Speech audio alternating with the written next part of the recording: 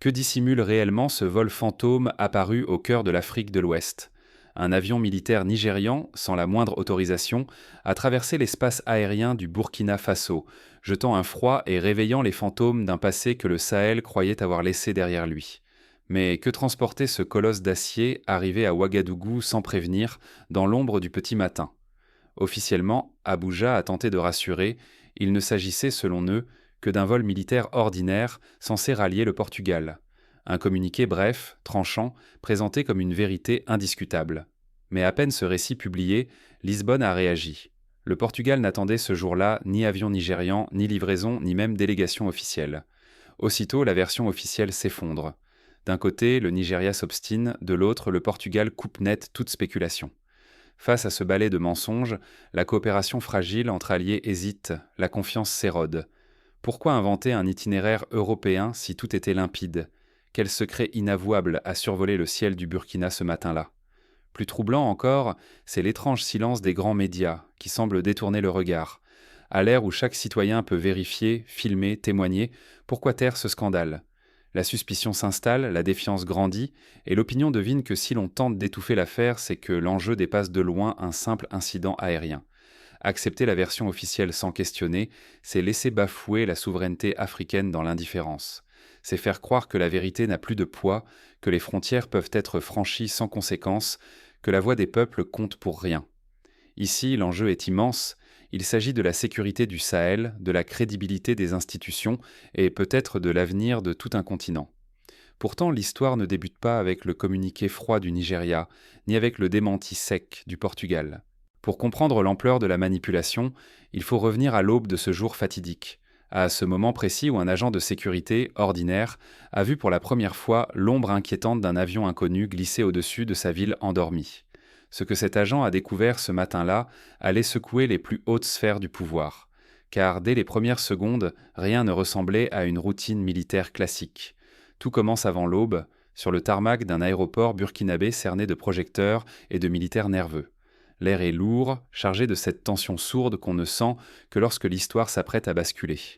Musa, agent de sécurité aguerri, prend son poste avec la gravité de ceux qui savent ce que vaut une frontière en Afrique de l'Ouest. Musa n'est pas né d'hier. Il a connu les années de chaos, il a vu le Sahel piétiné, pillé, manipulé par des mains invisibles. Depuis quelques mois à peine, le Burkina Faso relève la tête. Ici, plus question de fermer les yeux. La moindre anomalie est un défi lancé à la souveraineté retrouvée. Ce matin-là, alors que la nuit hésite à céder, un grondement inhabituel déchire le silence. Sur la piste, un avion massif surgit, sans annonce préalable, sans le moindre échange radio. Aucun transpondeur, aucun signal. Une ombre de métal, venue de nulle part, qui ose défier toutes les procédures. Dans la tour de contrôle, la panique s'installe. Les chefs de poste échangent des regards alarmés. Une intrusion aussi audacieuse ne peut être accidentelle. L'alerte maximale est déclenchée en moins de 5 minutes. Soldats, véhicules blindés, barrières de fortune, le périmètre se hérisse de vigilance. Chaque main serre son arme, chaque cœur bat plus vite. Les premières infos tombent. L'avion est militaire, il porte les couleurs du Nigeria. Mais il n'a jamais demandé d'autorisation, aucun vol n'était prévu. La stupeur fige les visages. Le Nigeria, frère africain, franchit une ligne rouge. La fraternité cède brusquement la place à la défense de la dignité nationale. Ignorer cet affront, ce serait accepter le retour à l'humiliation d'autrefois. Ce serait trahir la confiance d'un peuple qui veut croire à la renaissance du Sahel. Chaque décision, chaque ordre donné sur le tarmac pèse désormais plus lourd que le simple métal de l'appareil. C'est la souveraineté du Burkina Faso qui se joue, la crédibilité de toute une région en quête de respect. Mais la vraie bataille ne fait que commencer. L'épreuve du feu aura lieu non seulement sous les projecteurs, mais surtout dans les heures à venir, face à une opinion publique avide de vérité. Le pouvoir burkinabé saura-t-il résister à la tentation du mensonge ou s'enfermera-t-il dans les vieux réflexes de la dissimulation? À mesure que les médias s'emparent de l'affaire, la version officielle est scrutée, contestée, puis fissurée par un démenti venu du Portugal. Le scandale prend une ampleur internationale et la pression monte pour que la vérité éclate enfin. Quand une vérité dérangeante surgit, c'est tout l'édifice du pouvoir qui vacille. À l'aube, sous le ciel gris de Ouagadougou, un avion militaire nigérian traverse l'horizon sans autorisation, brisant l'illusion d'un matin ordinaire. La version officielle tombe vite. Il ne s'agirait que d'une erreur de navigation, un appareil en route vers le Portugal, égaré par mégarde dans l'espace aérien du Burkina Faso. Mais cette explication sonne faux. Les médias traditionnels répètent docilement le récit, sans jamais questionner la mission, l'absence de plan de vol, ni le silence radio prolongé. Pour la population, la vérité officielle s'impose comme un rideau de fumée. La fracture s'élargit aussitôt. En Europe comme en Amérique, la diaspora africaine ressent la brûlure familière de la trahison par ses élites. À Ouagadougou, à Lagos, dans les rues, la colère monte. Ce n'est pas la première fois qu'un mensonge d'État tente de couvrir des intérêts inavoués. L'indignation gronde, collective, impossible à taire. Une brèche inattendue s'ouvre pourtant dans ce mur de déni. Lisbonne, sollicitée, nie avec force toute implication. Le Portugal n'attendait aucun vol nigérian, aucune coordination n'a été prévue, aucun plan n'a été partagé. En quelques heures, le prétexte s'effondre, entraînant la version officielle dans sa chute. Le mensonge ne résiste pas. Cette fois, la vérité vient de l'extérieur, et le choc est brutal. Les réseaux sociaux s'embrasent. La jeunesse burkinabé, la communauté nigériane dispersée, tous réclament des comptes. La suspicion n'est plus une rumeur, c'est un cri, une revendication publique. Qui manipule qui et pourquoi? Dans les quartiers populaires, l'impunité des puissants est dénoncée sans détour. L'indignation ne connaît plus de frontières. Elle unit le Burkina, le Nigeria et même les exilés, tous soudés par la même soif de justice. Un profond sentiment de défiance s'installe, solide, tenace. Une génération entière refuse désormais d'avaler les histoires officielles sans lutter. Mais au-delà du scandale, c'est la souveraineté même qui vacille. Accepter le récit imposé, c'est accepter la confiscation de la vérité, l'infantilisation sans fin au nom d'intérêts supérieurs. Le choix se dessine, soumission ou réveil, manipulation ou indépendance d'esprit. Pour le Burkina Faso, le Nigeria et toute l'Afrique de l'Ouest, ce moment fait date. La population, longtemps simple spectatrice, se découvre actrice, décidée à défendre coûte que coûte son droit à la vérité. L'affaire de l'avion cesse d'être un incident diplomatique. Elle devient le catalyseur d'un désir d'émancipation. Mais cette onde de choc dépasse largement les frontières nationales, car nul mensonge d'État n'est isolé. Il s'inscrit dans une guerre d'influence où chaque fragment de vérité devient une bataille cruciale. Face à cette crise, les lignes de fracture régionales s'aiguisent et les regards se tournent vers les coulisses du pouvoir. Qui tirera profit de ce chaos et à quel prix pour l'avenir du Sahel? Bien plus qu'un simple incident, c'est tout le fragile édifice ouest-africain qui vacille. La révélation du mensonge nigérian n'a pas seulement frappé Ouagadougou ou Abuja, elle a fissuré l'ensemble de la sécurité régionale. Depuis des décennies, un tissu d'accords secrets et d'alliances silencieuses entretenait une illusion de stabilité, maintenant menacée par la moindre secousse. Si la vérité n'avait pas éclaté, les conséquences auraient été terribles.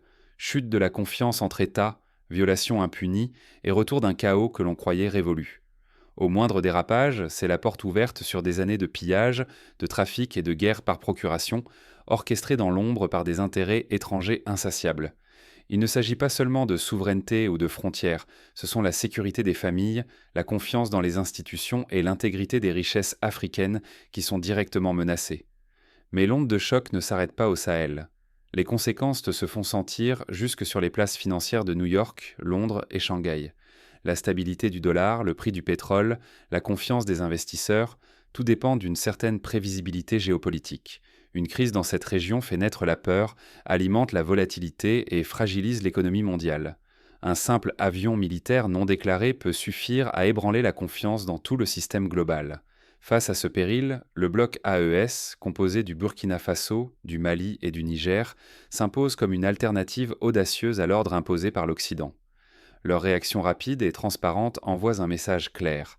La soumission n'est plus la norme. La défense de la souveraineté devient un impératif. Forgé dans la douleur des sanctions et des ingérences, ce mouvement affirme que l'Afrique n'est plus un pion, mais un joueur qui définit désormais ses propres règles. Cependant, ce vide d'influence n'échappe pas aux grandes puissances. Russie et Chine observent, prêtes à s'engouffrer dans la brèche laissée par l'affaiblissement occidental. En coulisses, elles proposent protection, investissement, mais aussi des alliances capables de redessiner les équilibres du continent pour des décennies. Chaque crise devient alors le théâtre d'un bras de fer mondial, où l'Afrique doit choisir ses alliés sans perdre sa voix propre. Ce qui frappe, c'est la vitesse de la révélation. En quelques heures seulement, la version nigériane s'est effondrée face aux démentis du Portugal, relayés par les réseaux sociaux et les médias alternatifs. L'époque de l'impunité semble révolue. Aujourd'hui, chaque citoyen africain, chaque internaute peut exiger des comptes. La vigilance populaire devient la meilleure défense contre les manipulations d'État. Mais la menace reste immense. En cas d'échec, c'est le retour au chaos, le pillage des ressources et la perte de toute voix pour les peuples africains. Pourtant, l'affaire prouve que l'avenir reste à écrire. Dans la tempête, une certitude s'impose. La souveraineté n'est plus un rêve, elle se conquiert et se défend chaque jour grâce à une vigilance collective et à l'exigence de vérité. Mais l'affaire ne s'arrête pas là. Dans l'ombre, de nouveaux acteurs s'agitent déjà. Des décisions cruciales se préparent, menaçant de bouleverser l'équilibre encore fragile du continent. Et si chaque Africain devenait le gardien de la vérité à sa façon? Ce n'est pas une utopie. Cet incident le prouve. Refuser la passivité est déjà un acte de résistance. L'indignation face aux mensonges, l'exigence de comptes et la volonté de barrer la route aux puissants qui réécrivent l'histoire sont devenus des gestes ordinaires, mais essentiels. Observez Moussa, simple agent de sécurité, et Madame Adiyemi, mère rongée par l'incertitude. Leurs regards, leurs gestes incarnent la résistance silencieuse et universelle. Ce sont eux et tant d'autres anonymes qui montrent que la vigilance citoyenne peut fissurer, puis renverser les mensonges d'État, même face aux machines de propagande les mieux rodées. Chaque question posée, chaque message partagé en ligne, chaque débat autour d'un thé au coin d'une rue sont des étincelles qui nourrissent la lumière de la vérité. Se taire, c'est permettre aux erreurs d'hier de se répéter. C'est confier l'avenir du continent à ceux qui méprisent sa dignité. La solidarité devient une nécessité. Entre habitants, diaspora et génération, l'alliance est vitale. L'incident du vol nigérian n'est plus seulement un scandale, il devient un symbole, un nouveau seuil d'exigence pour tout le continent. Désormais, nul ne pourra prétendre ignorer. La transparence et la souveraineté ne sont plus des privilèges, mais des exigences minimales. Un tournant s'annonce. Refuser la passivité, c'est écrire collectivement la renaissance du continent. Le risque est colossal. Oublier cette leçon, c'est condamner nos enfants à revivre les trahisons, à voir nos ressources bradées, à laisser nos institutions s'effondrer sous le poids de l'indifférence. Désormais, il existe un exemple, une promesse. L'Afrique peut imposer la vérité si chacun se lève et veille. L'avenir appartient à ceux qui refusent le confort du silence. Notre vigilance, ensemble, est devenue le dernier rempart contre la manipulation. La vraie question, serons-nous prêts, collectivement, à réclamer ce continent neuf qui s'éveille? Mais ce réveil ne sera pas sans obstacle. Déjà, la riposte s'organise parmi ceux qui profitent du chaos. Jusqu'où les puissants iront-ils pour reprendre le contrôle? La vérité ne s'arrête pas à la piste d'atterrissage. Elle commence ici, avec vous. Ce que nous venons de révéler dépasse le simple récit d'un avion traversant le ciel du Sahel. Il s'agit de la preuve éclatante qu'aujourd'hui, chaque mensonge d'État peut être mis à nu, pour peu que nous ayons le courage de regarder au-delà de la version officielle. Se taire, détourner le regard, c'est offrir une seconde vie au mensonge. C'est permettre aux intérêts occultes de reprendre racine, là où nous avons lutté pour semer la vérité. Refuser d'entendre cet appel, c'est laisser la lumière s'éteindre et capituler face à la désinformation. Ce qui s'est joué au-dessus d'Ouagadougou n'engage pas que la crédibilité d'un État. C'est la confiance de tout un peuple envers ses institutions, la sécurité de chaque famille, l'intégrité de notre région et, à terme, la stabilité de l'économie mondiale. Un seul avion fantôme a suffi à fissurer le récit dominant, démontrant que la vigilance populaire est notre plus sûre défense. Aujourd'hui, une révolution silencieuse s'amorce. Pour la première fois, le mensonge s'est heurté à un mur. La vérité a franchi le silence, mettant à genoux la machine à manipuler. Désormais, aucune puissance étrangère ne peut imposer seule ce qu'il faut croire ou oublier. Chaque citoyen, chaque voix compte et amplifie la lumière là où d'autres voudraient imposer l'ombre. Mais cette victoire reste fragile. Elle ne tiendra que si vous la portez plus loin. Partagez cette vérité, discutez-en, remettez en question les récits officiels quand ils vacillent. Engagez-vous à devenir, à votre tour, gardien de la souveraineté, protecteur de nos frontières, de notre mémoire, de notre dignité. Car le combat ne fait que commencer. Il se joue dans chaque foyer, chaque ville, chaque diaspora. N'attendez pas que d'autres écrivent l'histoire à votre place. Un peuple qui refuse l'indifférence peut déjouer les plus grandes manipulations. Unis, nous pouvons empêcher que l'Afrique soit de nouveau sacrifiée sur l'autel des intérêts étrangers. Cette fois, c'est à nous de protéger la lumière. Mais pour comprendre l'ampleur de la fracture, plongeons dans l'histoire récente. Souvenez-vous du vol MH17 abattu au-dessus de l'Ukraine en 2014. Là aussi, l'opacité, les mensonges d'État et les intérêts croisés ont plongé des nations entières dans la confusion et le doute. Les familles des victimes, tout comme les peuples aujourd'hui concernés par le vol nigérian, ont été ballottées entre versions officielles contradictoires et révélations de lanceurs d'alerte. La leçon était déjà claire. Sans courage civique, la vérité ne survit pas. Prenons également l'exemple du scandale Iran-Contra dans les années 80 aux États-Unis. Des livraisons d'armes, des vols secrets, des circuits occultes de financement. Tout un système de manipulation d'État, parfois couvert par la passivité médiatique, parfois dévoilé grâce à la détermination de journalistes et de citoyens ordinaires. C'est cette même énergie, ce même refus de l'omerta, qu'il faut réactiver en Afrique de l'Ouest aujourd'hui. Imaginez demain un enfant de Bobo Dioulasso inspiré par l'indignation de ses parents qui décide de recueillir les témoignages de sa communauté, d'archiver les vidéos filmées sur téléphone, de créer un site citoyen où chaque incident suspect est recensé. Ce n'est pas de la fiction. Au Nigeria, des plateformes comme Sahara Reporters ou Premium Times sont nées de cette volonté de donner la parole à ceux que l'on voulait faire taire. Pour renforcer la vigilance citoyenne, il faut des actions concrètes. Créer des groupes de veille locaux, organiser des sessions de formation à la vérification d'informations. Apprenez à repérer les incohérences dans les communications officielles. Participez à des forums, partagez vos doutes et vos trouvailles sur les réseaux sociaux. La viralité de la vérité peut être plus puissante que les fake news, si elle repose sur des faits vérifiés et des témoignages solides. Rapprochez-vous des ONG locales et internationales.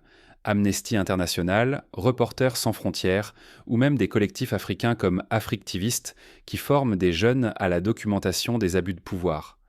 Exigez la publication des plans de vol, réclamez la transparence sur la circulation militaire dans l'espace ouest-africain, interpellez vos élus, organisez des pétitions.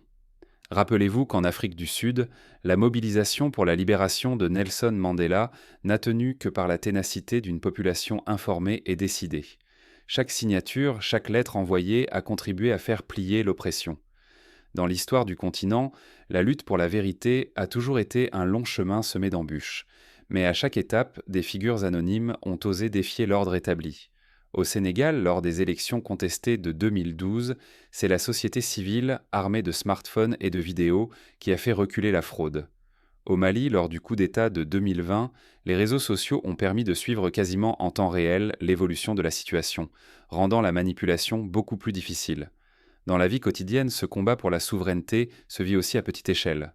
Un commerçant qui refuse de payer une taxe inventée, une infirmière qui dénonce un détournement de médicaments, une étudiante qui écrit un article sur une irrégularité locale. Chaque acte compte. Ce sont ces micro-résistances accumulées qui forment le socle d'une société plus transparente et plus juste. Rappelez-vous l'exemple du printemps arabe. Au départ, il ne s'agissait que de quelques vidéos partagées sur Facebook, de tweets lancés à la volée pour signaler une injustice. Mais de fil en aiguille, c'est une région entière qui s'est levée, refusant de se taire face à la manipulation des puissants. Bien sûr, les suites ont été complexes, parfois douloureuses. Mais le message initial reste vivant. Une population qui s'informe et s'unit ne peut être réduite au silence indéfiniment. Alors, que faire concrètement si demain vous êtes témoin d'un nouvel incident suspect ? Première étape, documentez, notez les faits, l'heure, le lieu, prenez des photos ou des vidéos si possible. Ensuite, recoupez vos informations avec d'autres témoins. Diffusez prudemment, sans accuser, sans preuve, mais sans laisser la peur étouffer la réalité. Rejoignez des collectifs d'observateurs, comme ceux créés lors des élections en Côte d'Ivoire ou au Bénin. Ensuite, mobilisez. Parlez-en autour de vous, sensibilisez les plus jeunes à l'importance de la mémoire collective. Organisez des débats, même informels, dans votre quartier ou votre village. Laissez circuler la parole. C'est ainsi que les grands récits nationaux se forgent et que la vérité finit toujours par éclore. Enfin, exigez des comptes. Adressez des courriers aux autorités, interpellez les représentants politiques, sollicitez les médias indépendants, refusez la fatalité, refusez la résignation. C'est ce que font déjà, chaque jour, des milliers d'Africains qui refusent d'en voir leur continent confisqué par les jeux d'ombre des puissants. Rappelez-vous, aucune révolution de la vérité n'a jamais été immédiate. Elle demande du temps, de la persévérance, du courage. Mais chaque victoire, même minuscule, est une marche de plus vers l'émancipation collective. Ce qui s'est joué avec ce vol fantôme n'est donc qu'une étape, mais une étape décisive. C'est le signal que le vent tourne, que l'Afrique s'éveille, que la résistance à la manipulation est non seulement possible, mais déjà en marche. La question finale, celle qui nous habite tous, est simple. Serons-nous de ceux qui regardent passer l'histoire, ou de ceux qui la forgent à force de lucidité et de courage? L'avenir du continent, de ses frontières, de ses peuples, dépend de la réponse que chacun donnera à cette question. Ce n'est pas un simple incident diplomatique, c'est un appel à la vigilance, à l'action, à la solidarité. Le monde a les yeux rivés sur l'Afrique de l'Ouest. Il est temps de montrer que la vérité, ici, n'est plus à vendre. Chaque partage, chaque commentaire, chaque acte de vigilance est une pierre apportée à l'édifice de notre souveraineté retrouvée. Ensemble, écrivons la suite.